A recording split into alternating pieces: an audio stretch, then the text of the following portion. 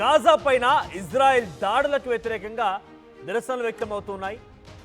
ఇక పాలస్తీనాను ప్రత్యేక దేశంగా గుర్తించడానికి మద్దతు ఇవ్వకపోవడం పైన కూడా ఇటలీ ప్రధాని మెలోనీపై తిరుగుబాటు మొదలైంది. ఇటలీలో మెలోనీ నిర్ణయాన్ని వ్యతిరేకిస్తూ నిరసనకారులు రోడ్డెక్కారు.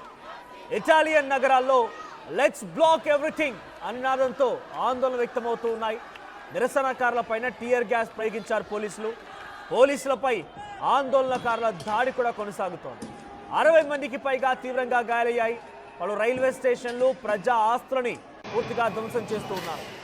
జెనోవా, లివర్నో పోర్టులని పూర్తిగా క్లోజ్ చేశారు ఇటాలియన్ డాక్ కార్మికులు.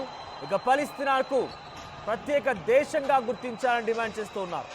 మిలన్, ఇటాలియన్ నగరాల్లో నిరసన పైన మెలోనీ స్పందించారు. నిరసనకారుల విధ్వంసంతో గాజాలో మార్పు జరగదు అని చెప్పి మెలోనీ అంటున్నారు.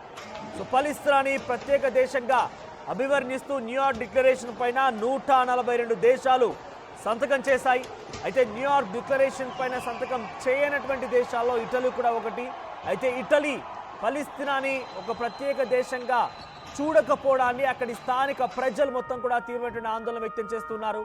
సో పాలస్తీనాకు సంబంధించి దేశంగా గుర్తించకపోవడం ఒకే ఎత్తు అయితే గాజా పైన ఇజ్రాయెల్ ఇంకా భీకరమైన దాడులు కొనసాగిస్తుంది. ఈ దాడిని కూడా వ్యతిరేకించకపోవడం, దాడిపైన కూడా ఇటలీ ప్రధాని స్పందించకపోవడం పైన అక్కడ దేశస్తుల నుంచి తీవ్రమైన వ్యతిరేకత ఎదుర్కొంటూ ఉన్నారు.